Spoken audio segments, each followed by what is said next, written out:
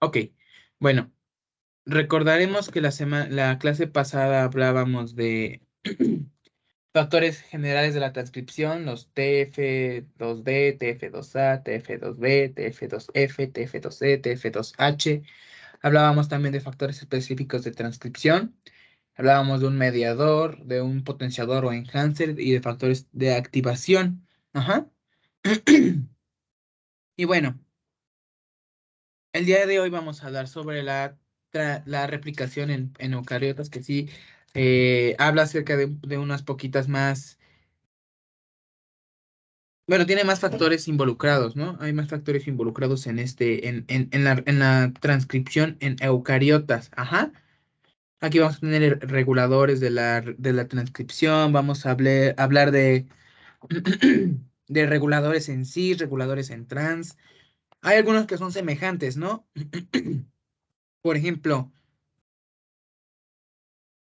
del promotor, eso ya lo vimos la clase pasada, ¿no?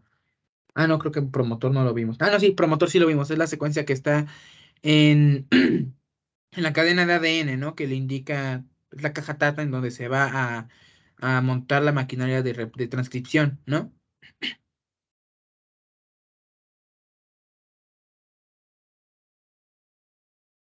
También tenemos un enhancer o potenciador.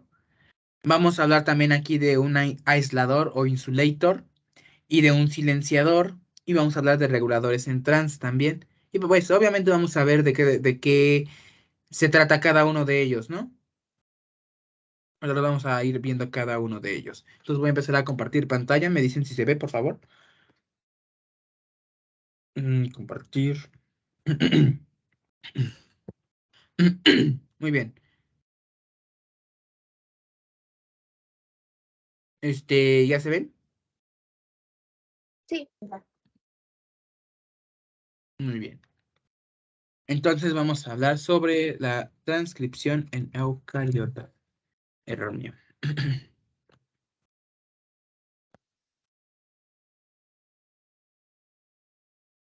Transcripción en eucariotas, ¿ok? Les hablaba aquí que vamos a hablar, bueno, vamos a tratar sobre algunas moléculas que son reguladores en cis. Ajá. Y recuérdenme de lo que vimos en bioquímica. ¿Qué significa esta palabra en cis, esta expresión en cis?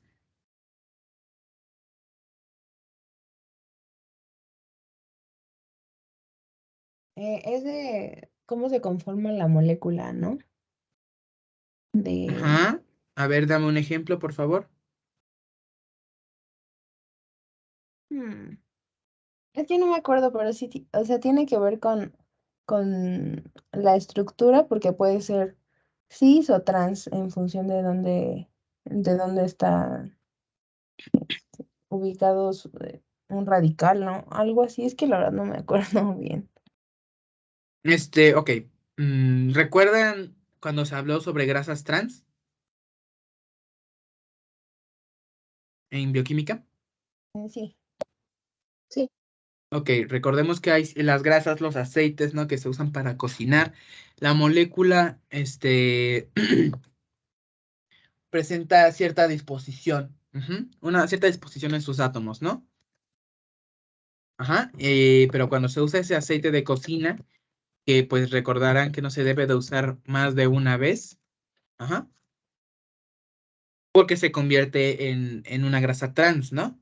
Ok, entonces ahorita les voy a colocar un ejemplo de lo que es cis y trans para que tengan una idea, porque pues lo vamos a necesitar. Aquí está. Miren, esta es una molécula de cis, en cis. Ahorita no vamos a desgastarnos en nombrar el compuesto, ajá.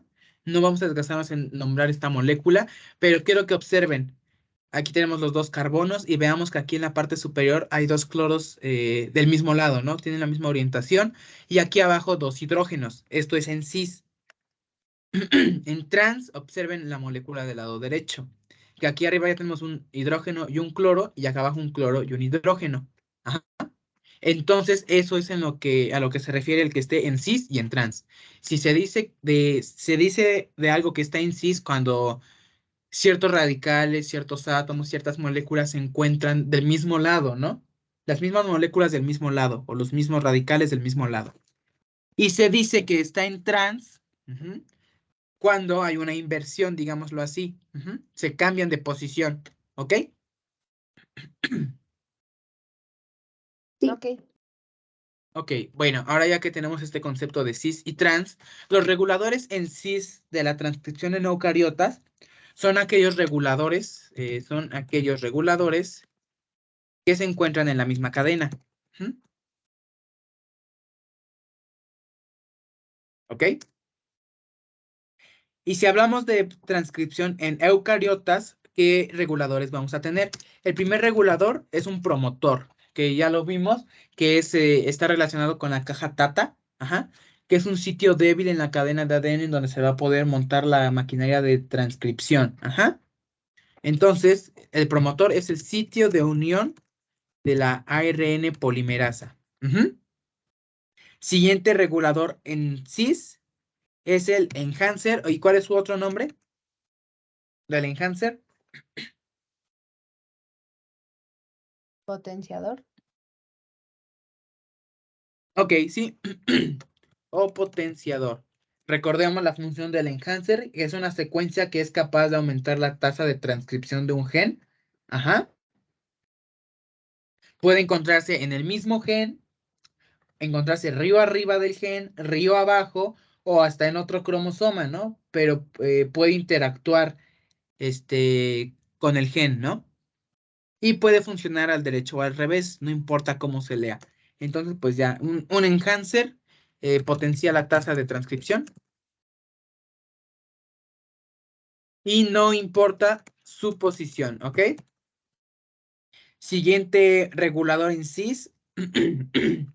Vamos a hablar de un aislador o insulator.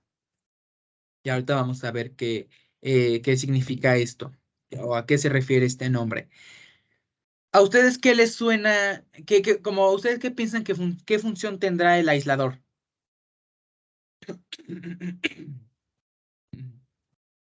Como que puede interrumpir la transcripción. O sea, sí, me explico.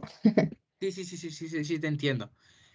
Muy bien, muy acertado, pero te me adelantaste. Eso que puede interrumpir la transcripción, que bloquea la transcripción, no es el insulator, es otro regulador que se le llama silenciador. Pero muy bien, te me adelantaste uno, excelente.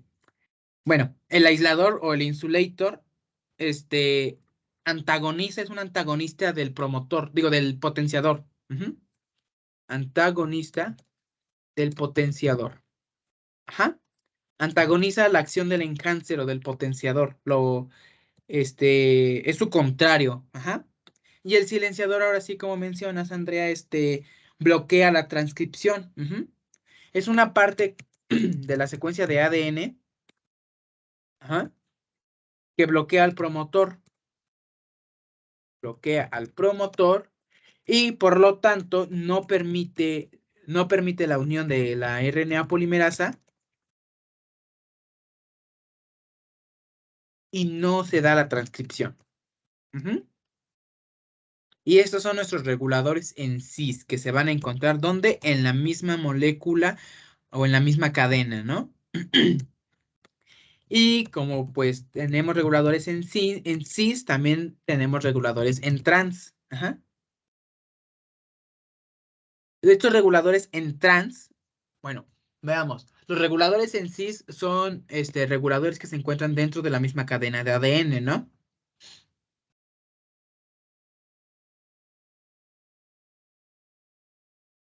Pero los reguladores en trans, ¿qué pasa con ellos?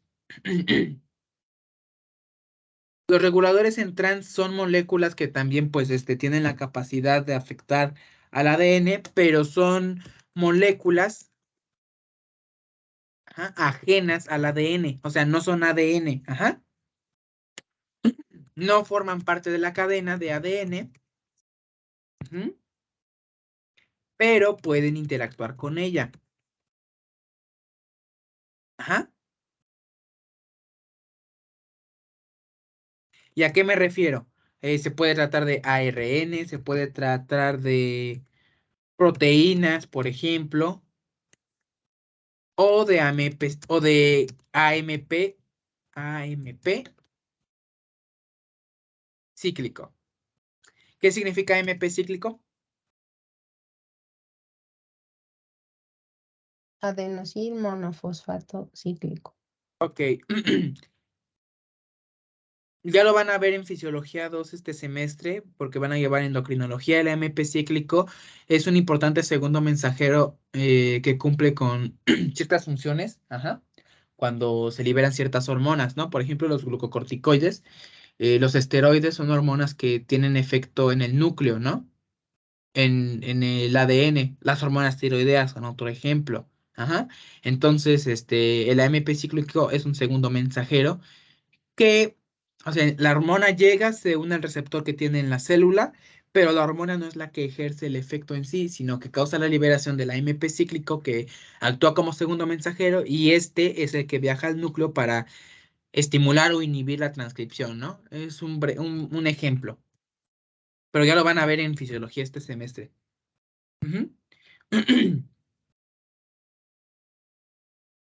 Y cuando hablamos de reguladores en trans, ajá, los reguladores en trans que tenemos es el mediador, que ya lo hablamos la clase pasada, ajá, que es un conjunto de péptidos que puede conectar el enhancer y el promotor, ajá.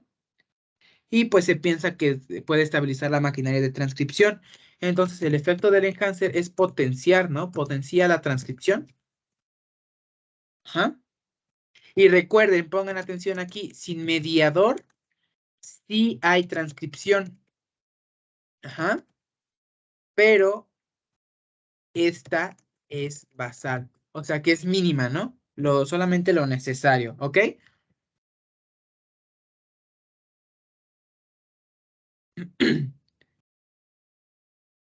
No se les vaya a olvidar esto, ¿va? Entonces es como el enhancer, el mediador, ¿o cómo? No, sí, o sea, sin el enhancer es lo que une al mediador, al potencial. No es cierto, espera. A ver, otra vez. Ya me hice bola. El mediador, su nombre lo dice, es la molécula que se encarga de unir, ajá, de unir la cadena de ADN con el potenciador, ajá, de facilitar esa unión más bien, ajá.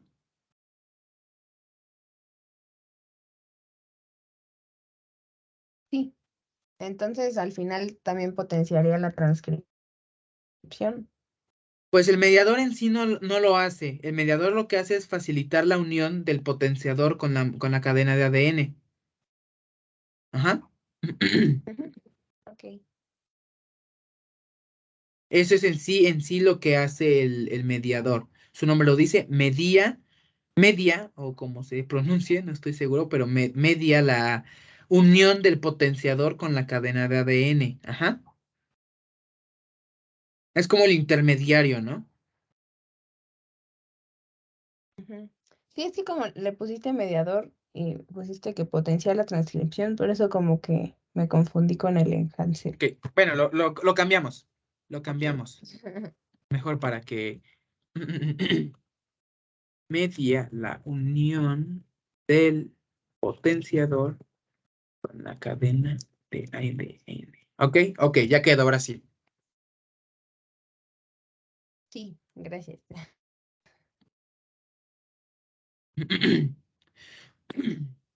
Ok, bueno. Entonces continuamos. Ok, continuamos. Y esos son los reguladores que se encuentran o que trabajan, que actúan en la transcripción en eucariotas. Ajá. Pero hay otra diferencia muy significativa entre la transcripción de procariotas y eucariotas. Ajá. Los procariotas cuando transcriben su ADN para la formación de proteínas, todo el transcrito, todo el transcrito son exones, ajá. Todo lo que se transcribe codifica. Ujú. En cambio, En el caso del ser humano, de los eucariotas, no es así. Entonces vamos a pasar a Paint para poder hacer dibujitos. Muy bien. Aquí está. Creo que tenía que elegir, tenía que disminuir. Ah, ok, ya quedó. Está 3', 5'. Supongamos que esta es la cadena de ADN de una célula procariota, de una bacteria, ¿no? La que ustedes quieran. Lo que pasa con las bacterias es que todo lo que se transcribe, absolutamente todo lo que se transcribe, es un exón. Entonces todo se, pues, digámoslo así, todo lo que se transcribe se traduce en proteína, ¿no? Ujú. Porque todos los genes de la bacteria, todo el ADN de una bacteria son genes que codifican para algo, ¿no? A diferencia de lo que pasa, este, a diferencia de lo que pasa con el ADN de los eucariotas. Ajá, entonces este es el ADN de un eucariota. Entonces vamos a ponerle que aquí todo es felicidad. Ajá, todo es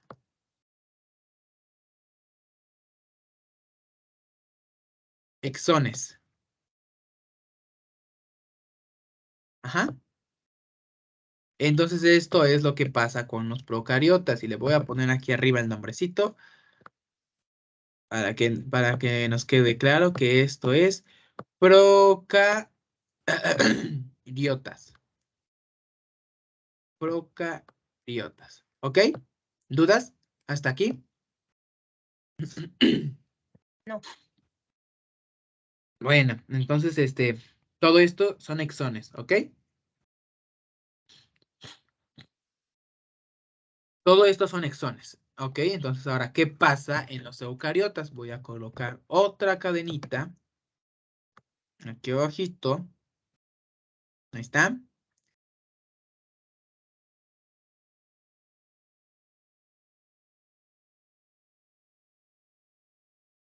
Bueno, pero sea 3', 5'. Vamos a ponerle nombre a la cadenita. Eucariotas,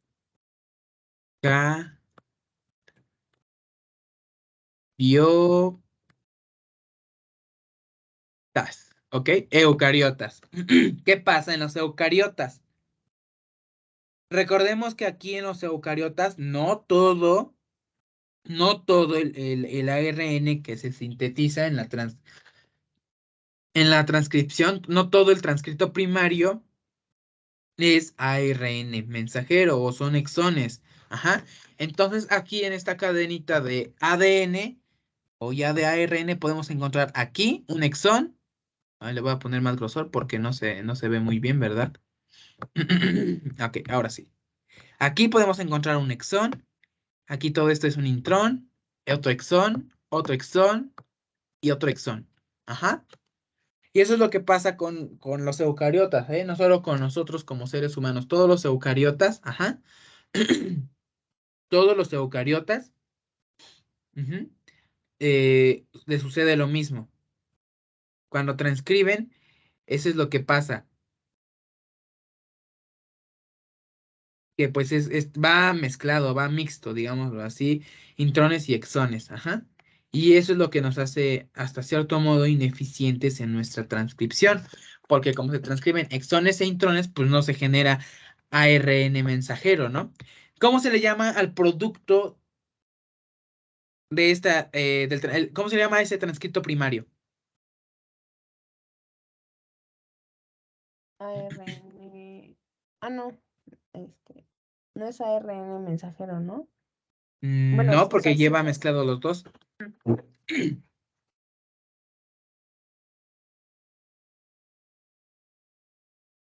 Antes de ser ARN mensajero, el ARN es otra cosa. Ah, bueno, sí es ARN, pero tiene otro apellido.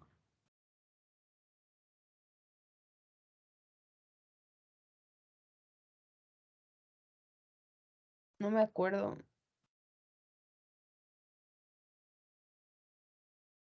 ¿Tú te acuerdas, Paloma, cómo se le llama al ARN antes de, bueno, al transcrito primario, antes de que se convierta en ARN mensajero? ¿Cuál es su apellido?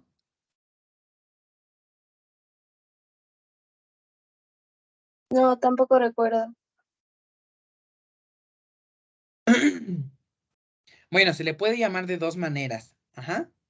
Se le puede llamar de dos maneras. Se le puede llamar, aquí lo vamos a colocar.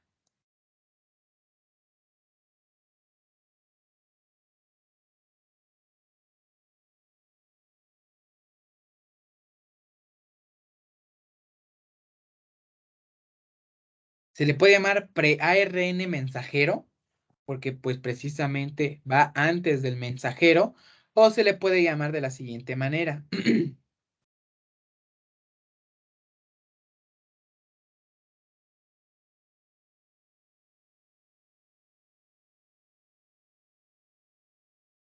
ARN heteronuclear.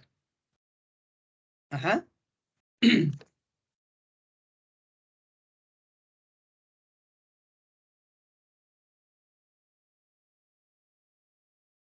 ¿Sí queda claro?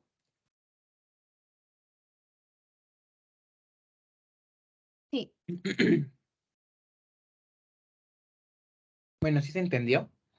Sí me escuché. sí. Ok, bueno. En cuanto a la transcripción del ADN en eucariotas, va a seguirse prácticamente el mismo proceso que en procariotas. O sea, la misma maquinaria y todo, ¿no? La misma secuencia de eventos que vimos la clase pasada. Lo que nos diferencia es esto. Lo que nos diferencia con las células procariotas es esto. Ujú. Que las procariotas, en las células procariotas, todo su ARN heteronuclear, podría llamarse así, todo su pre-ARN mensajero son exclusivamente exones, no lleva nada, nada, absolutamente nada de intrones. Ajá.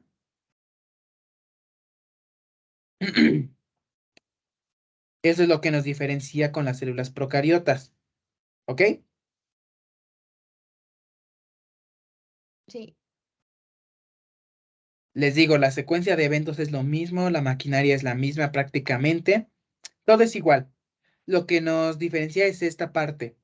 Ujú. Es única y exclusivamente esta parte. Ajá. ¿Y qué pasaría si a este transcrito, el transcrito, bueno, ya el ARN mensajero, ya el RNA mensajero maduro, ya, bien. ¿Qué pasaría si ese ARN mensajero, lo coloco en la cadena original de ADN? ¿Qué va a pasar?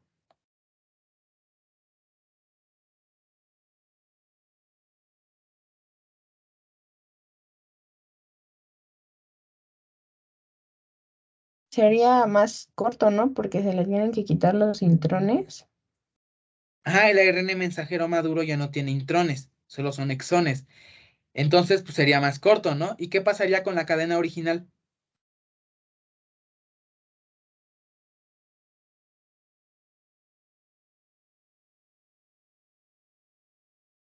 Pues esa sí tiene los intrones y sería más larga.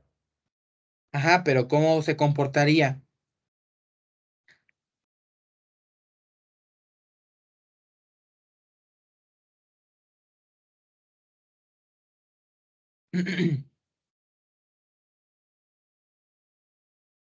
¿No? ¿Cómo se A ver, comportaría? ok. Recordando, la línea negra, voy a borrar porque necesito el espacio.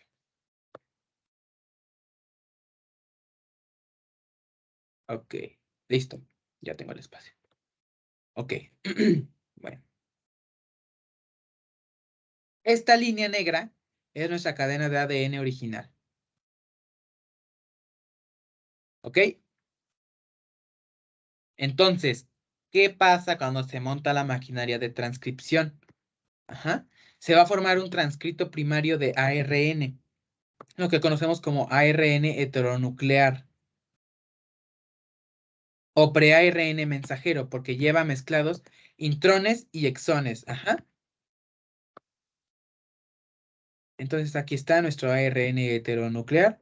Le vamos a colocar, ahí creo que tengo que subir el grosor porque no se ve. Ok, ahora sí, le vamos a colocar aquí sus exones, sus exones, sus exones, sus exones y sus exones. Ajá.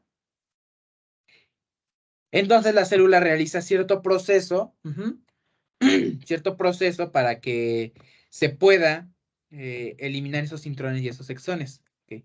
No hay que olvidar el sentido de la cadena. Ajá. ¿Está? Ok, ahí está. Ajá. Entonces, después de que la célula hizo ese proceso para eliminar los intrones y dejar solamente los exones, ¿qué va a pasar? ¿Qué es lo que va a pasar? Vamos a tener nuestro ARN mensajero maduro. Ujú. Y como solo son exones, se va a hacer más corto que el ARN heteronuclear, ¿correcto?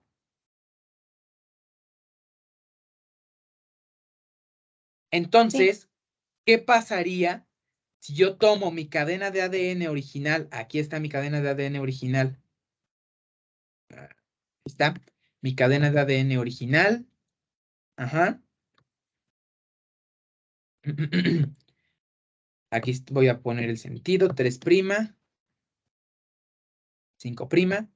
Ajá. ¿Y qué va a pasar si a esa cadena de ADN original, qué va a pasar si le quiero colocar mi ARN mensajero maduro? ¿Qué va a suceder?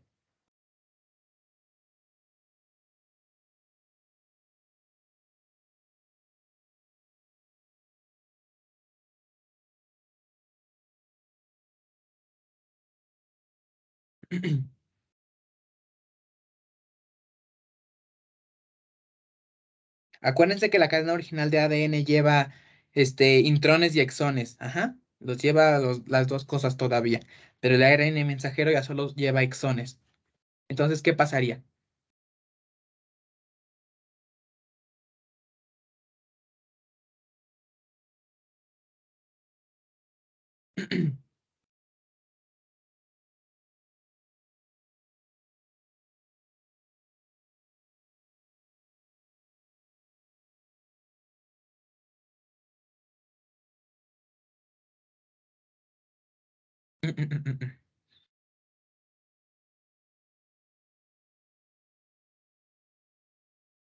pues la información ya no es la misma, ¿no? Porque como el ARN maduro ya no tiene los intrones, ya no, no es la misma en realidad, ¿no? O sea, bueno, sí, pero, bueno, no sé, es que no sé. Pues sí, la información ya no es la misma, pero ¿cómo se comportarían las moléculas?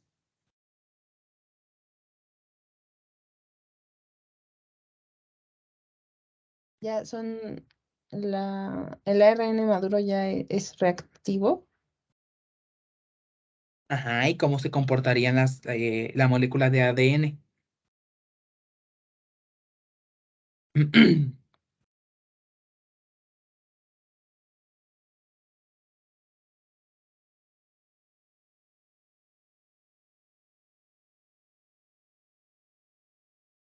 pues como ya se hizo la transcripción se regresa a como estaba,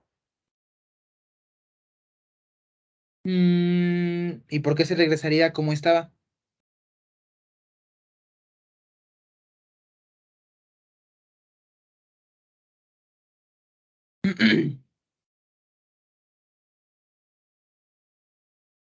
porque la maquinaria de transcripción ya no está, bueno, ya no tiene nada que hacer y lo regresa. Puede ser, pero recordemos que aquí en la asignatura tenemos que demostrarlo experimentalmente.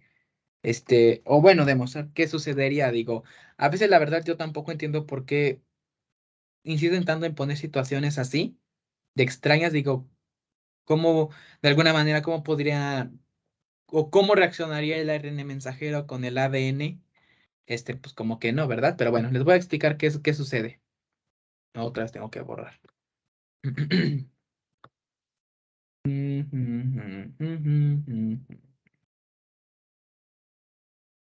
Ahí está. Listo. Muy bien. Ok, bueno. Voy a poner primero la cadena de ARN mensajero maduro. Aquí está, nuestra cadenita de ARN mensajero maduro, que ya tiene intrones y, bueno, digo que ya se le quitaron los intrones y solamente tiene intrones. Ajá. Pero pues esta cadenita es de 3' a 5'. Y en negro voy a poner la cadena original de ADN, que va de 3' a 5'. Entonces, esta que está en verde, ¿qué es entonces? ARNM maduro con puros exones. Correcto, es ARN mensajero maduro, al que ya se le quitaron todos los intrones y solo le quedan los exones. Ajá. Entonces, ¿qué va a pasar si lo coloco con su molécula de ADN que le dio origen, ¿no? Como que su molécula progenitora, la molécula base. Bueno, les voy a poner qué pasa. Miren, va a pasar esto.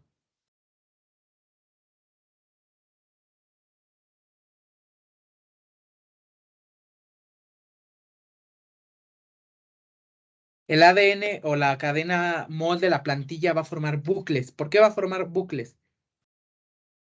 Porque ya no van a coincidir las apareaciones que había. O sea, ya como se quitaron los intrones, van a aparearse solo lo que corresponde a los exones. Entonces los intrones serían como las porciones que se hacen bucles, ¿no? Ujú. Esa parte que todavía contiene intrones, esa parte que corresponde a intrones en el ADN, se va a convertir en bucles. Porque como no tiene con qué aparearse, no tiene su complementaria, pues bueno, es por eso que se forman esos bucles. Ajá. En cambio, pues, lo que sí se quedó bien, lo que sí quedó bien, es lo que le corresponde a los exones. Ajá. ¿Correcto? Y así Sí. es como se comportaría el ARN mensajero maduro si se le coloca con su molécula o cadena molde, ¿no? Con la cadena que lo originó, la molécula, la cadena molde, ¿no? Así es como reaccionaría, como se comportaría estas dos moléculas. Ajá. ¿Dudas?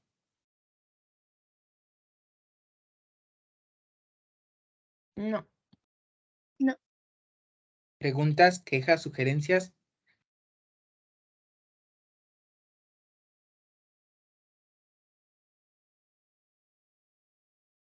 ¿Nada? Eso ¿Podemos continuar realmente, ay, perdón.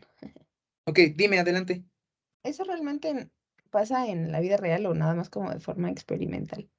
No, solo de forma experimental. Ok, Pero pues es que hay que estar preparados para todo, porque la verdad en el examen a veces te preguntan cada cosa. ok, sí. Digo, por ejemplo, el examen parcial que yo les puse, el examen que yo les hice, tomé las preguntas de exámenes pasados. Entonces, a veces yo también me quedo pensando, ¿y qué voy a hacer yo, usando cromatina de perro, ¿no? Pobre perrito, que lo voy a estar sometiendo a, quiero estarle quitando material genético, ¿no? O muestras. Pero bueno, les digo, hay que estar preparados para todo lo que se les ocurra preguntar en el examen, porque sí, a veces que vienen unas preguntas que, a decir verdad, sí se ven bien absurdas, ¿no? Pero medio complicadas de resolver también. Ok, entonces no hay dudas. No.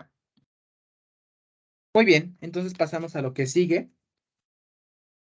Ya después de que se sintetizó el ARN heteronuclear, ajá, la que se dio la transcripción, se tiene que dar cierto proceso necesario para poder eliminar los intrones.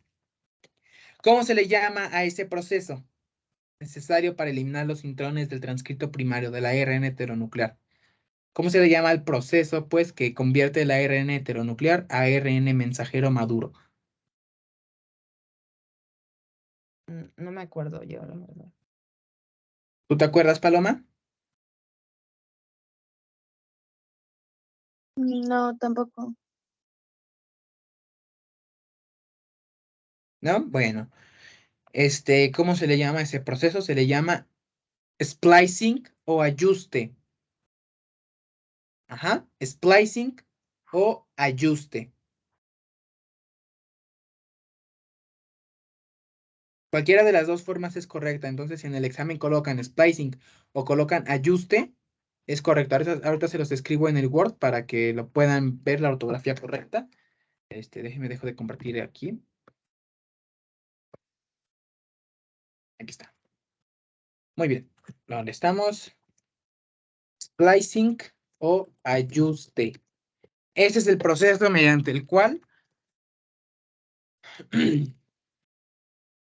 se eliminan, ay Dios, me equivoqué, se eliminan los intrones del ARN heteronuclear, ajá, y se convierte en ARN mensajero maduro. ¿Ok? Es así, eso es a lo que se llama splicing. Eso es lo que es el splicing.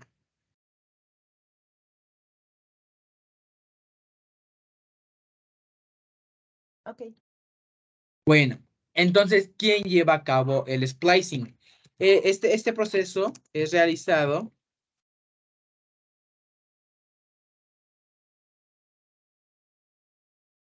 ¿Sí recuerdan este tipo de ARN?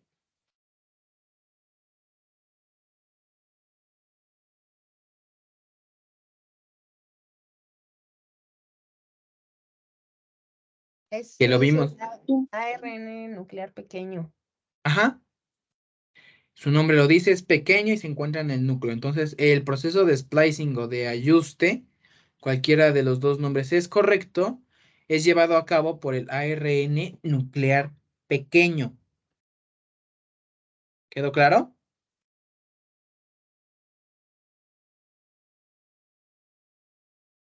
Sí. Bueno, continuamos. ¿Qué proceso se va a dar durante el splicing? ¿Qué va a suceder en el splicing? En el splicing vamos a hablar mucho sobre un factor llamado ASF, que la canción factor ASF, que es el factor que se pega en los intrones y los quita, ¿no? Los despega, podríamos decirlo así. Ajá.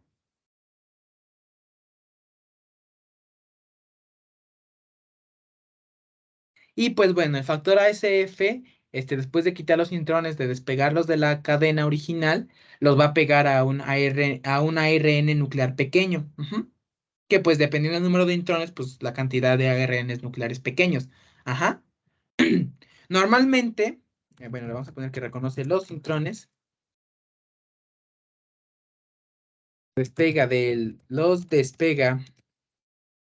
ARN heteronuclear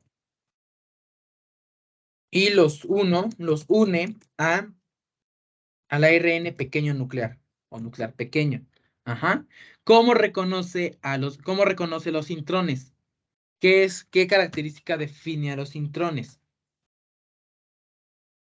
Bueno, los intrones son fáciles de reconocer porque inician con una secuencia de guanina y uracilo y terminan con una secuencia de adenina guanina. O sea que el intrón, la cadena, inicia más o menos así, podríamos decirlo así. Ajá, el intrón inicia así.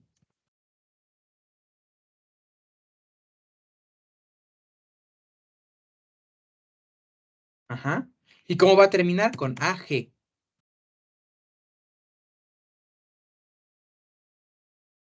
Ahí está. Entonces, los intrones son reconocidos por esta secuencia al inicio. Ajá. Guanina, uracilo. Y por esta secuencia al final. Adenina, guanina. ¿Ok? Entonces, ¿qué va a pasar?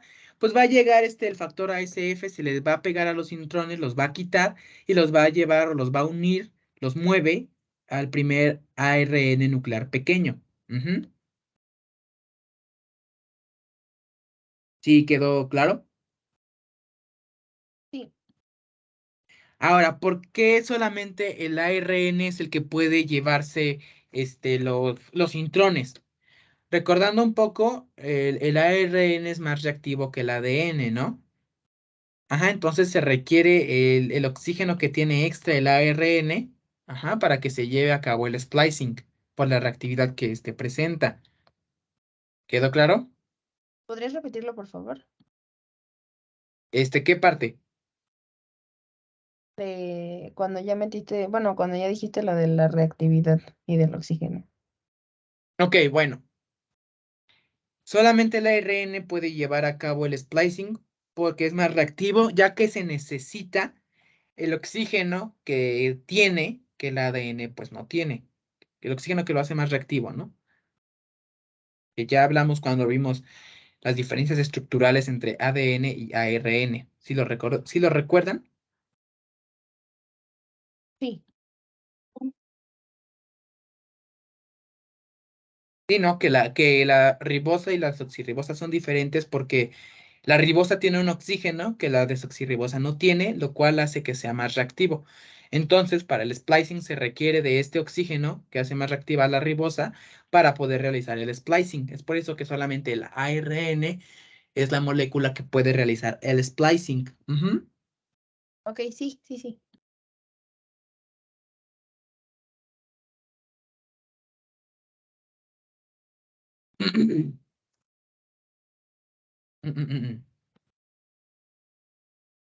Ok. Ok, ¿dudas?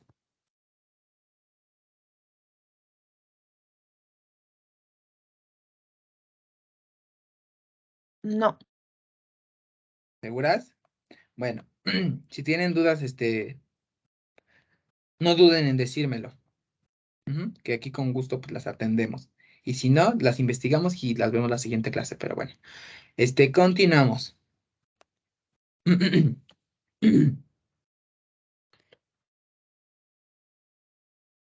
Ajá. Bueno, aquí en el ajuste vamos a hablar de una secuencia muy importante. Bueno, sí, una secuencia muy importante que se le conoce como secuencia Kurai.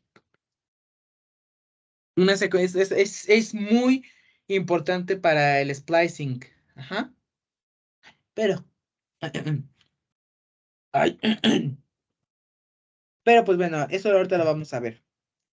La secuencia Curay está presente porque trabaja o ayuda, ajá, en la degradación de los intrones del ARN heteronuclear. Ajá. Esa es como que su función, ¿no? Bueno, tiene función de apoyo para degradar el ARN heteronuclear. Entonces, esa es la importancia de la secuencia Curay. Pero, ¿qué significa esta secuencia Curay? La C como que a qué se les hace. Son siglas, pues, pero como que a qué se les hace la letra C. Citosina. Citosina. La U, ¿Brasilo? la R, pues significa radical y puede ser guanina o adenina. Ujú. La A, como que a qué se les figura.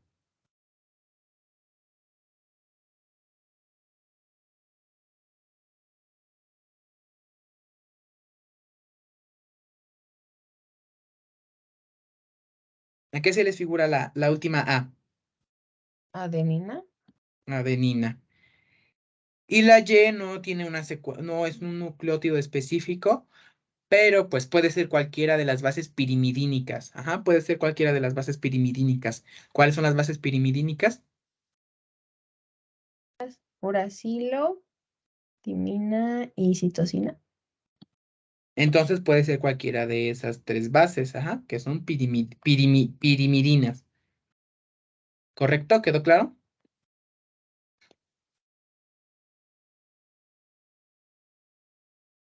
Entonces la secuencia Curay es una, este, es un tipo como de ARN o algo así, o por qué se clasifica como secuencia y tiene una función de degradación de intrones. Ujú. Bueno, ahorita la vamos a ver, ahorita que ya veamos el proceso de splicing ya bien. Tenemos que pues tenemos que ver esto antes como introducción. Ujú. Pero ahorita vamos a ver qué función tiene la secuencia Curay en el splicing. Ah, ok. Ujú. Sí, ahorita lo vemos ya con el dibujo también para que quede más claro, quede bien ilustrado.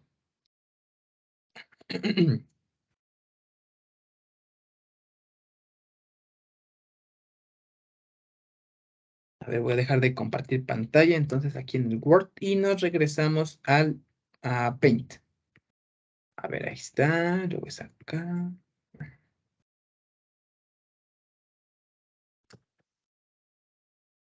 ¿Ya se ve?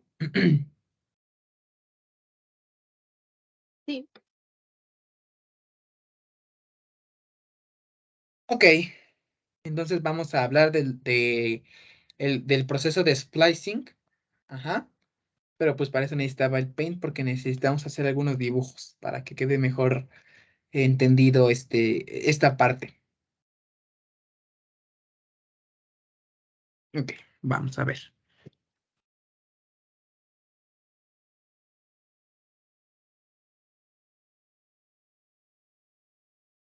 Aquí está. Nuestro transcrito primario. Este va a ser nuestro transcrito primario. Ujú. Porque va de 5' a 3'. Entonces, ¿qué vimos primero? Que ASF, el factor ASF es capaz de reconocer los intrones. Ajá. Y le va a servir para que ahí se pueda pegar el primer ARN nuclear pequeño. Entonces vamos a poner a este pequeñín, a este ASF, vamos a ponerlo de color rojo. Color rojo, ASF. Aquí tenemos ASF. Este va a ser ASF. Ujú. Vamos a ponerle nombre para que no esté huerfanito. ASF. Ujú. ASF le va a servir como de señal. Ajá. A los ARN nucleares pequeños para que puedan llegar, puedan pegarse, ¿no? Puedan pegarse al lugar donde le corresponde. Ujú. Le va a servir de señal al primer ARN nuclear pequeño. Y los ARN nucleares pequeños lo vamos a simbolizar con el color morado. Acá, aquí está, ARN nuclear pequeño, la primera molécula de ARN nuclear pequeño. Y estos, para no escribir tanto, para no desgastarnos escribiendo tanto, lo vamos a simbolizar como U1. Ajá. Ahora, ¿qué va a pasar? Ya que se pegó a SF y el primer RNA nuclear pequeño, ¿qué va a pasar? Ahí está. Regresamos acá. Ahí está. ACF otra vez. Aquí en medio. Ahí está. Y de color morado a U1. Aquí está, U1. Ujú. ¿Qué va a pasar aquí? Como ASF tiene la capacidad de reconocer los intrones, ajá, y recordemos que los intrones inician como con GU y terminan con AG. No se les olvide eso. Ajá. Ay, Dios. Ahí está. Ahí está. Entonces es lógico pensar que de este lado, voy a colocarlo con otro color, de este lado tenemos el AG. Ajá. Ahí creo que no se ve, le hubiera puesto otro color más visible. Ahí está. Ahora sí se ve. Aquí está AG. Ajá. Y de este lado tenemos a GU, a guanina uracilo. Aquí está nuestro primer intrón. Ajá. Entonces ya tenemos a ASF. Ya se unió aquí U1. ¿Y qué va a pasar después? Bueno, lo que va a ocurrir después es lo siguiente. Acá en la secuencia GU, ajá, vamos a quitar. Ay, Dios, lo dejé muy, muy grande. Ok, ya. Vamos a quitar de aquí a este U1, porque U1 se va a mudar, se va a cambiar de casa y se va a mudar de este lado. De este lado se va a colocar. Ay, Dios, que no lo puse. Se va a mudar de este lado U1. Ajá. ASF se va a quedar ahí. Ahora, aquí al final del intrón se va a llegar a pegar otro ARN nuclear pequeño, que lo voy a poner de color verde. Y este amigo, ¿cómo lo vamos a llamar? Lo vamos a llamar U2AF. Ujú. Y aquí con ASF va a llegar a unirse otro ARN nuclear pequeño llamado U2, nada más U2. Ajá, aquí está, U2. Esto va a pasar en el transcrito primario. Entonces, ¿qué va a pasar? Ya que se indicó aquí dónde tienen que empezar a trabajar, dónde está el intrón que se debe de retirar, va a pasar lo siguiente. Ya que se pegaron estos necesarios para quitar el intrón, va a pasar esto. A ver, necesito mover esto así, un poco así, y esto hasta acá. Ujú. Estoy hablando de la misma cadena. 5', 3'. Tengo que colocar a este amigo, al ASF, aquí. Aquí está. Estas moléculas de acá arriba nada más sirvieron, digámoslo así, como para señalar. Ajá. Para señalar nada más. Porque después van a llegar otras moléculas de ARNA nuclear pequeño, que la tenemos una por aquí. Tengo que subir el grosor para que se vea. Una la tenemos aquí. ¿Y esta cómo se llama? Bueno, ¿esta cómo se llama? Esta se llama U5. Ajá. Tenemos otra por acá que se llama. Ay, creo que no le di. Aquí está. ¿Esta cómo se llama? Se llama U4. Y vamos a tener otra pegada, pero de este lado, que se va a llamar U6. Creo que U6 me quedó muy lejos. Pero bueno, U5 y U6 van a empezar a jalar, van a empezar a traccionar. Ajá. Y en cuanto llegan a la secuencia de acá, la secuencia AG, ajá, ¿qué es lo que va a pasar? Esto que está marcando al exón, esto que digo que está marcando al intrón, esto que está marcando al intrón, va a desaparecer. ¿Y qué va a pasar? Van a unir estos dos extremos. Van a unirse estos dos extremos. Ajá. Estos dos extremos se van a unir formando un exón nada más. Y se va a quitar toda esta estructura de acá. Esto se va a eliminar y se van a unir los dos exones que tenemos por acá. De modo que entonces nuestra secuencia va a quedar así. Finalmente nos va a quedar así. Finalmente nos va a quedar así nuestra cadenita, ya que podemos quitar eso. Ahora, sí, ahora sí, hablando de la secuencia Curay, si solo se encuentra la adenina, no se forma el bucle. Ujú. No se forma el bucle. O sea, si la secuencia Curay está presente, pues no se forma el bucle. Ajá. No se forma el bucle, no es necesario que se forme el bucle para poder quitar el intrón. ¿Sí me di a entender? ¿O fue muy revuelto? Bueno, y eso de la secuencia Curay, entonces es la secuencia que está en la cadena y si es Curay no se hace bucle y si no es, si se hace. Ajá, si Curay está presente, pues sí. Sí, sí, sí, sí, sí, sí se tiene que hacer el bucle, ¿no?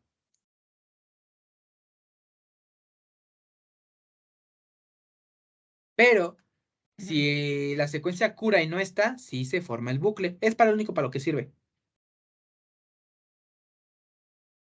Entonces, si está, no se hace el bucle y si no está, se hace el bucle. Y ya. Ajá,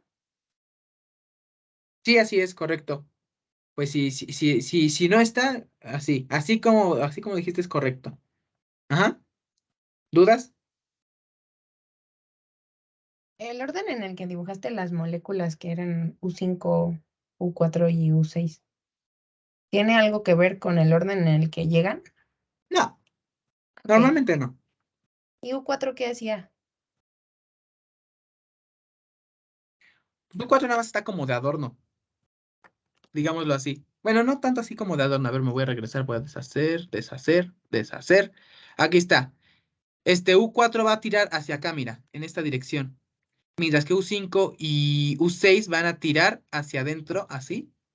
U6 para acá y U5 para acá, para poder unir los exones. Ujú.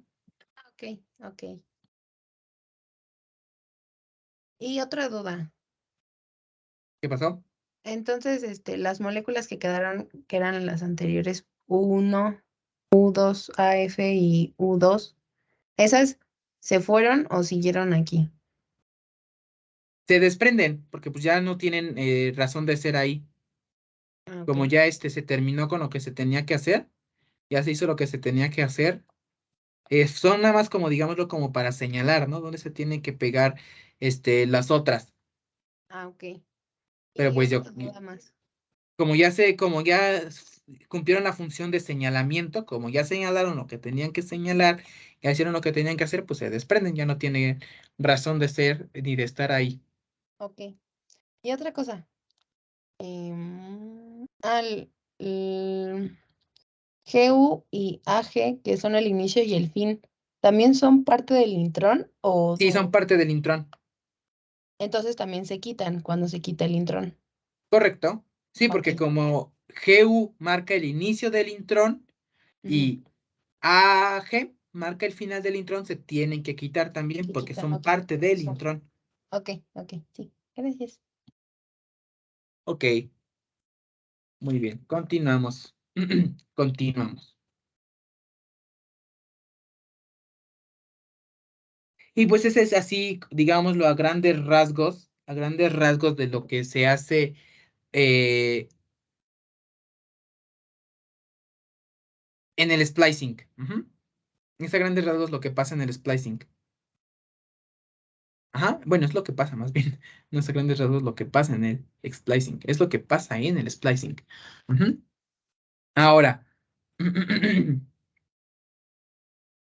es así como el ARN heteronuclear o el pre-ARN se convierte en ARN mensajero maduro. Ajá.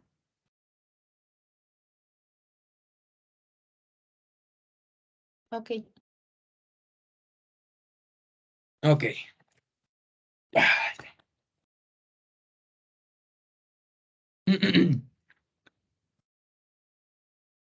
Muy bien, listo. Entonces voy a quitar de aquí del Paint. Creo que no lo vamos a ocupar por ahora. Si no, pues regresamos. Un cuarto. Ujú, ok. Bueno, ya pasamos la secuencia Curie. Ajá.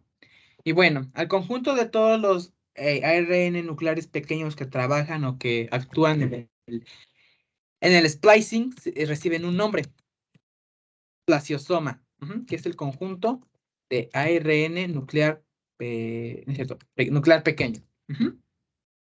Esto es un spliceosoma. No, nada más por si lo llegan a mencionar, se llega a mencionar en el examen, ya en el curso. Pero pues espero que no. Pero por si se los preguntan, ya lo saben. Ujú.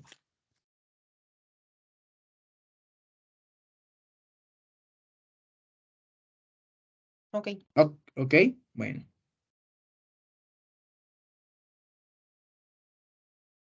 Ok.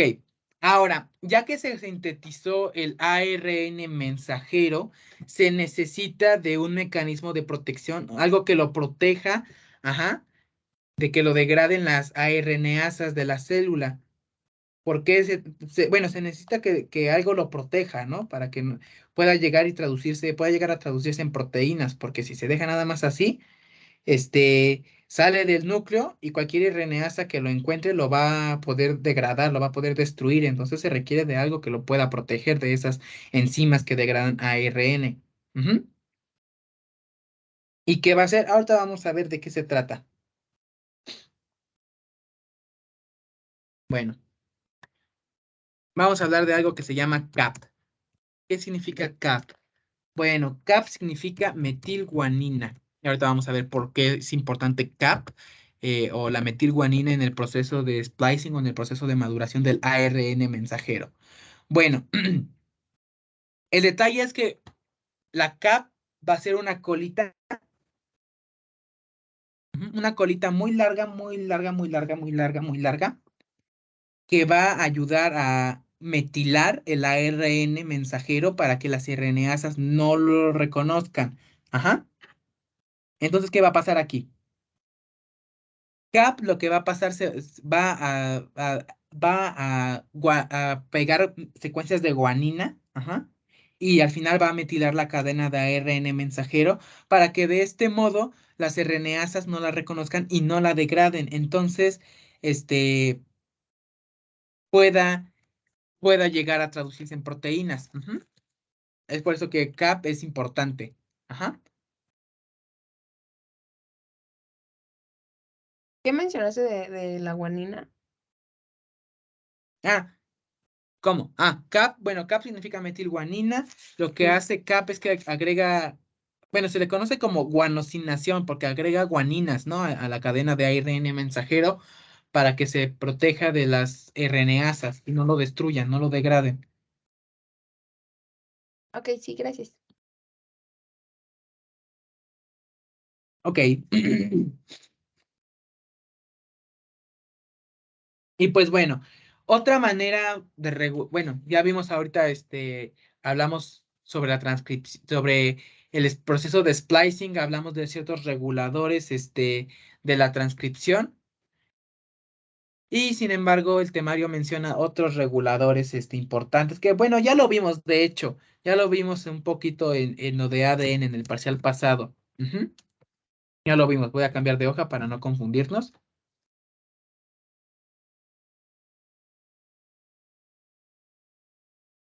En esta segunda parte o en esta segunda sección de regulación de la transcripción la vamos a poner como regulación de la transcripción 2 para que no nos confundamos. Ajá. Lo que va a pasar aquí es que vamos a hablar de ciertos procesos que encienden los ciertos genes, ¿no?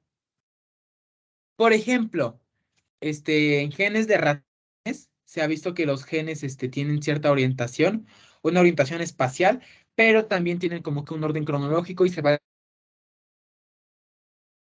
conforme se van ocupando en las etapas de vida del ratón. Ajá. ¿A qué me refiero? Supongan, imaginen una línea recta. Ujú. Bueno, me regreso mejor a Paint para que quede más clarito. ¿Dónde está? ¿Dónde está? Aquí está. Ok.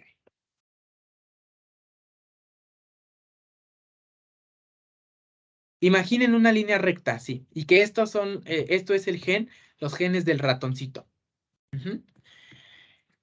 Los genes del ratón y de varios animales están ordenados, digámoslo así, en sentido cefalocaudal, o sea, de la cabeza a la cola, de modo que los genes que se encuentran de este lado codifican estructuras importantes para la cabeza, aquí. Ujú. Entonces le voy a poner C de cabeza. Bueno, CA. Y los genes que están hasta acá codifican los genes que están cerca de la cola. Ajá. De la colita del animal. Entonces, si ustedes toman el ADN de uno de estos animales que tiene así distribuido su ADN y cambian el orden o cambian el sentido de la cadena, ¿qué creen que pase? Se van a desarrollar estructuras que no deberían de, porque, por ejemplo, si cambias el de la cola a la cabeza, las estructuras que estaban, que tenían sus genes ubicados para desarrollarse en la cola se van a desarrollar en la cabeza.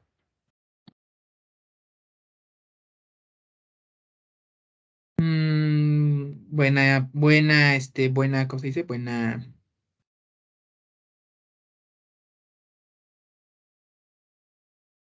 Buena idea, pero ¿qué crees que no? No pasa eso. Si ustedes invierten la orientación de los genes del animalito, ¿qué va a pasar? El animal muere. Porque como los genes están dispuestos en un sentido específico, ajá, dependiendo de de las estructuras del animal, ujú, tienen una orientación específica. Si ustedes la cambian, si ustedes la alteran y la invierten, el animal muere. Así, muere. Tan tan. Aplica, por ejemplo, para los ratones, para ciertas moscas. Por ejemplo, la mosca Drosophila melanogaster, que es la mosca de la fruta. Igual le sucede lo mismo si ustedes cambian, alteran el sentido de su ADN, de su material genético, el animal muere.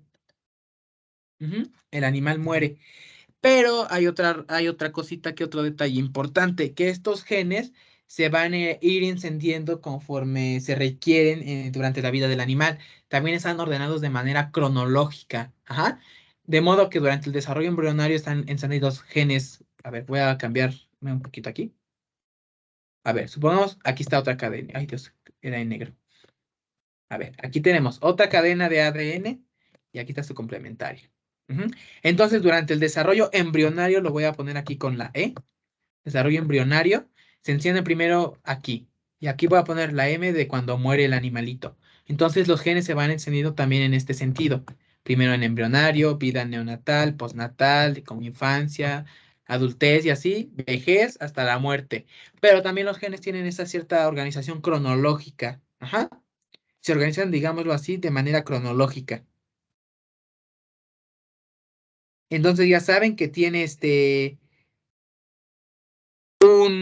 ¿cómo se le dice? Tiene una organización anatómica, digámoslo así, y una organización cronológica. ¿Sí quedó claro?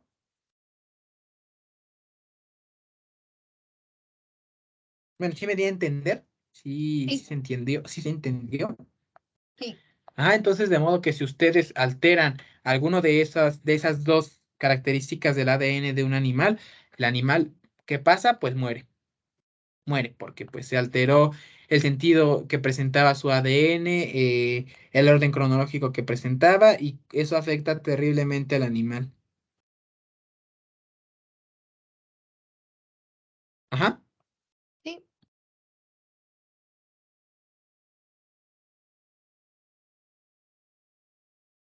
Muy bien, continuamos. ¿Sí quedó claro? ¿Sí se entendió?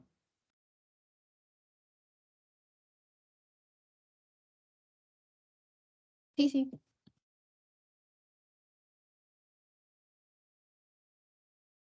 Muy bien. Entonces podemos continuar. Ahora sí, hablábamos un poquito de regulación de otros reguladores de la transcripción. Ajá, hablábamos un poquito de... Son procesos que ya vimos. Ujú. No sé si recuerdan sobre la metilación. Ay, me equivoqué. Acetilación. ¿Sí recuerdan lo que hacía cada uno? Sí. ¿Qué hacía la metilación? La metilación mm, apaga el ADN y la acetilación lo enciende. Y la acetilación hace que el ADN se haga eucromatina y abre la cadena de ADN para que pueda entrar la maquinaria de replicación. Y la metilación em, aumenta el carácter hidrofóbico de la cadena de ADN y la hace que sea heterocromatina. Y pues metilación es añadir un grupo metilo y acetilación es añadir un grupo acetil. Ujú. Muy bien. Muy bien.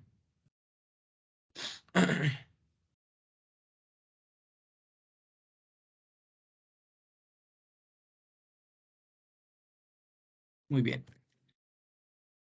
Ok. Bueno, la metilación, como lo mencionas, excelente, excelente información. Apagan genes. Ajá. Igual como tú mencionas, añaden histonas y pues lo condensan el ADN, ¿no? Y la acetilación agrega grupos acetil a las histonas. Estas, ayuda a que se enciendan o se abra el ADN, ¿no? Entonces, si un gen se encuentra libre y le agregamos un grupo metilo, ¿qué va a pasar? Ya no va a ser posible que se utilice porque se va a condensar esa sección y ya no, o sea, ya no va a ser viable usar ese gen.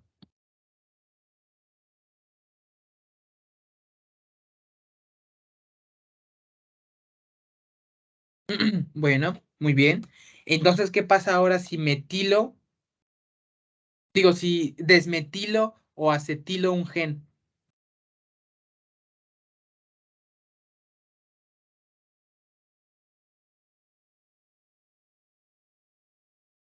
Un gen que está metilado, le quito el grupo metil, ¿qué va a pasar? Pues va a estar, eh, pues va a estar ahí, ¿no? Porque si no se acetila, entonces no se va a usar, pero va a ser, o sea, sin la metilación es posible que si se acetila se utilice. Ujú. O sea, si el gen está metilado y le pongo y le quito el grupo metilo, se va a encender. Ujú. Si el gen está libre y le agrego un grupo acetil, también, ¿qué va a pasar? Se va a encender. Ajá. Igual, si el gen está libre y lo metilo, lo apago. Pero si el gen está acetilado y le quito el grupo acetil, también lo apago. Ajá. ¿Ok?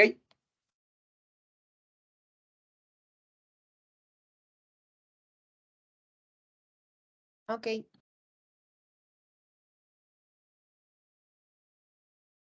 Muy bien. La metilación, tiende a trabajar, o bueno, su acción, su efecto se enfoca, ajá, en las citocinas, ajá, de modo que pues las apaga. Ujú. Y la acetilación, su acción se enfoca sobre las histonas, ajá, las elimina, o bueno, las retira, ¿no? Para descondensar el ADN y que éste se pueda ocupar, ¿no? Pueda trabajarse, pueda transcribirse o lo que sea que se tenga que hacer. ¿Ok? Entonces la acetilación quita las histonas o mm, las cambia. Ajá, sí, pues las acetila. Este, sobre todo la histona recuerda que tiene una colita de lisina. Entonces el grupo acetil trabaja enfocado, bueno, trabaja directamente sobre la colita de lisina. Entonces, cuando el acetil se pega a la colita de lisina, las histonas lo que van a hacer se van como que a separar, lo que va a permitir que se abra el ADN. Ujú. Ok. ¿Ok? ¿Alguna otra duda?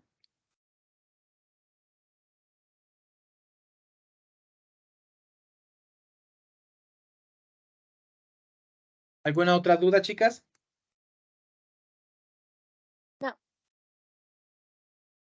Bueno.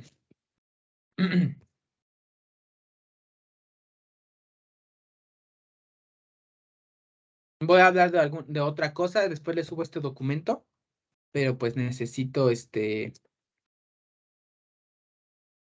pensaba en dejarlo para la siguiente clase, pero creo que sí nos va a dar tiempo de verlo hoy. Algo muy interesante que a veces pues sí viene en el examen. Ujú.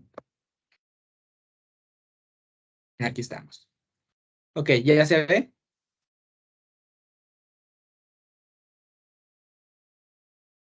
Sí, ya Ya. sé.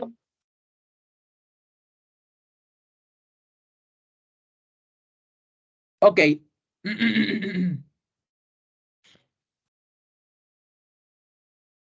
¿Qué es un zipper? ¿Alguien recuerda lo que significa la palabra zipper? Es como cremallera, ¿no? Ujú. Sí, de hecho precisamente es cremallera. Pero bueno, ¿por qué les pregunto qué es un zipper? Porque precisamente vamos a hablar de lo que son los zippers de la usina. Ujú. De lo que son los zippers de la usina. Ajá. Y un zipper de la usina es precisamente, bueno, aparentemente tiene como cara, como pinta de cremallera, parece una cremallera, un cierre. Ajá. Ahora les coloco una imagen de cómo se ve un zipper de la usina.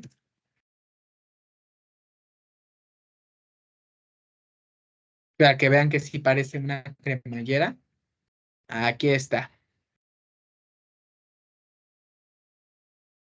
ver si quiere.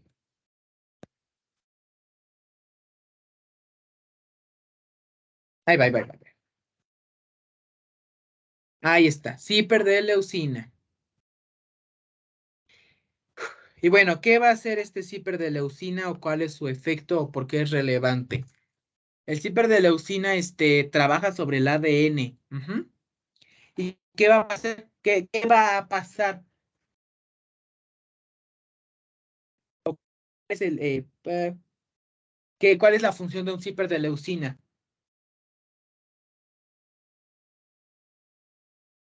Como ustedes qué piensan que sea la función de un zipper de leucina?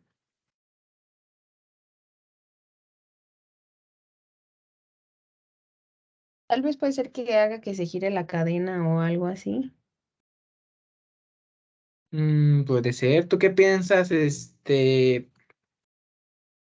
Paloma?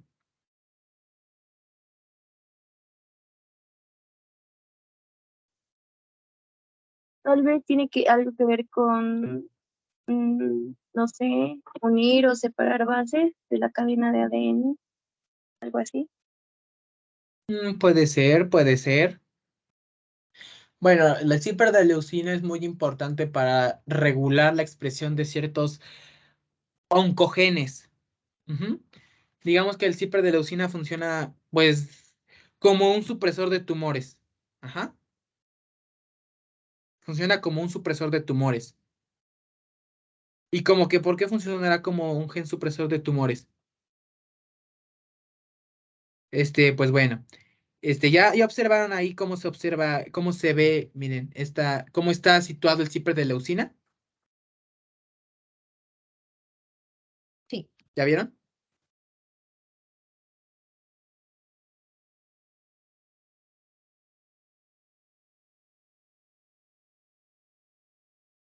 sí.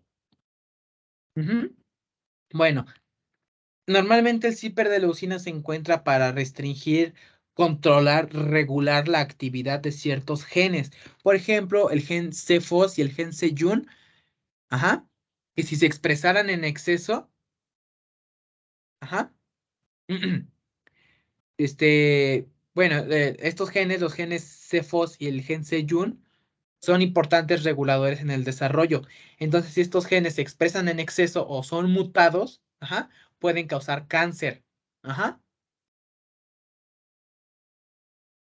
Pueden causar cáncer. El zipper de leucina, ¿cómo se compone? Bueno, el zipper de leucina se compone de dos cadenas proteicas, ya las vimos, que tienen una estructura secundaria de hélice alfa. Observen, es una hélice alfa. Ajá. Y están unidas aquí en medio por leucinas, pero la leucina es un aminoácido hidrofóbico. Ajá.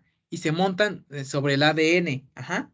Ahora, por fuera, en la parte externa del zipper de leucina hay glutamato y lisina, que son aminoácidos polares, que son hidrofílicos. Muy bien. Entonces, un zipper de leucina, cuando está en un medio hidrofílico, por ejemplo, si ponen un zipper de leucina en agua, lo que va a pasar es que se va a unir. Pero si ponen el mismo zipper de leucina en un medio hidrofóbico, se va a separar. Y de esta manera es como ustedes pueden diferenciar un zipper de leucina, dependiendo de cómo se comporta en agua y en grasa. Ujú. ¿Quedó claro? ¿Cómo diferenciar un ¿Podrías, zipper de leucina y cuál es la función? podrías repetir lo del, todo eso que dijiste, lo Ok, de la función con las leucinas y que la leucina es hidrofóbica? ok, me voy más despacito. El Sí, zipper de leucina se compone de dos cadenas proteicas con estructura secundaria de hélice alfa. Ajá, vean que es una alfa hélice. Aquí está. Ahora, estas dos cadenas de proteínas están unidas entre sí. Aquí estas uniones que están en rojo están unidas entre sí por leucinas. Pero la leucina es un aminoácido hidrofóbico. ¿Ah? Dense cuenta que el zipper de leucina está montado en el ADN. Ahora, en la parte externa del zipper de leucina, lo que está en contacto con el agua, podemos encontrar glutamato y lisina, que son aminoácidos polares hidrofílicos. Entonces, un zipper de leucina en un medio hidrofílico, en agua, por ejemplo, en el ambiente celular normal, en el cual hay mucha agua, ¿qué es lo que vamos a encontrar? Vamos a encontrar los zippers de leucina unidos. Ajá. Pero en un medio hidrofóbico, ¿qué va a pasar? El zipper de leucina se va a separar. Y tiene lógica pensar esto, ¿no? Porque en un medio hidrofílico, pues las leucinas no quieren estar en contacto con el agua. Entonces se quedan en el centro del zipper de leucina. Ajá. Porque son hidrofóbicas. A ellas lo que les gusta es la grasita. Ujú. En cambio, el glutamato y la lisina son aminoácidos polares a los que sí les gusta el agua y es por eso, ajá, que se quedan afuera, ajá, permanecen afuera. ¿Ahora sí quedó más clarito? Sí. Ok, pero los hiperdeleucina no son toda la historia. Existen otras estructuras importantes también, relevantes, que se les llama dedos de zinc. Ujú. Y ahorita les voy a colocar una imagen de cómo son los dedos de zinc. ZN es el símbolo químico del zinc. Entonces ahora les pongo una imagen de lo que son o cómo se ven los dedos de zinc. Aquí está, un dedo de zinc.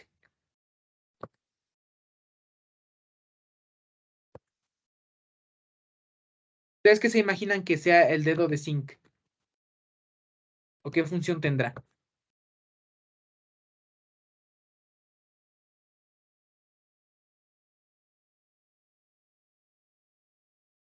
Aquí está. Una imagen esquemática de cómo se ve un dedo de zinc. ¿Ustedes qué opinan? ¿Qué piensan de cuál es la función de los dedos de zinc? Tal vez unir o mantener junta la cadena. ¿Tú qué piensas, Paloma?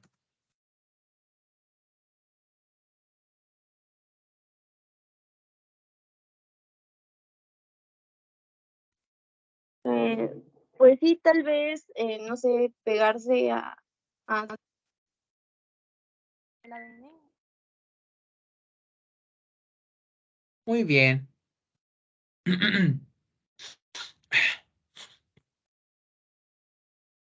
Bueno, los dedos de zinc son estructuras que, pues su nombre lo dice.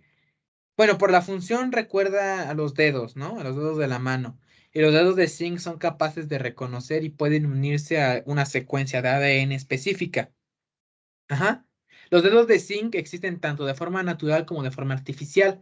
Los de forma natural pues señalan ciertos genes, ¿no? Como que indican ciertos genes. Pero los genes artificiales son creados con el propósito, ajá, de identificar un gen específico, por ejemplo, quizás el gen de la albúmina, el gen de, pues, la propia melanocortina, ¿no? O sea, para identificar genes específicos. Ajá. Interaccionan también con el ADN y los dedos de zinc pues entran ¿sí recuerdan los surcos mayores del ADN, que son esas aperturas grandes que tiene?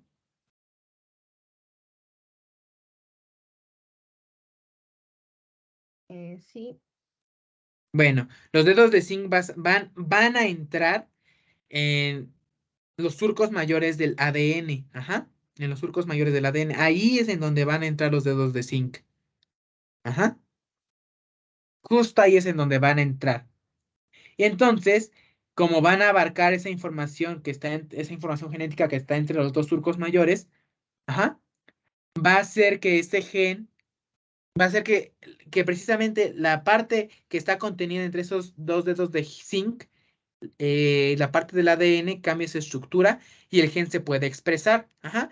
Son usados para que se exprese cierto gen, un gen de interés.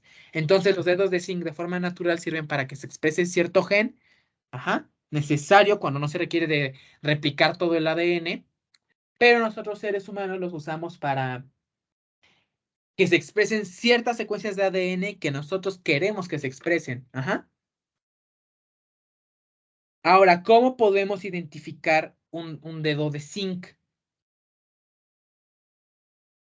El dedo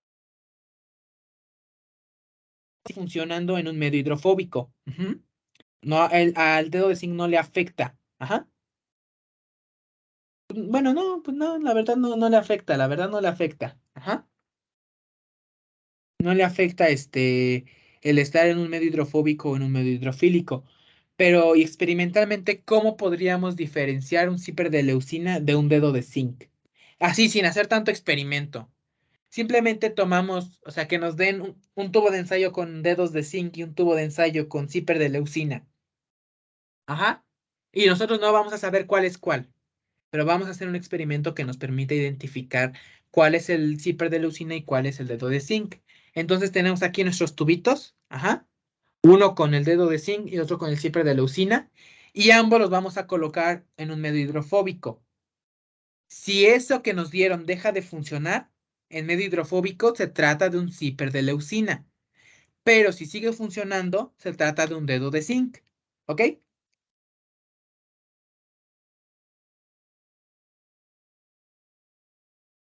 ¿Sí se entendió? Sí. ¿Sí? Entonces es así como nosotros podemos diferenciar un dedo de zinc de un zipper de leucina, sin hacer tanto experimento, sin hacer tanto rollo. Ujú. Fácil y sencillo, así los podemos diferenciar. Así de fácil.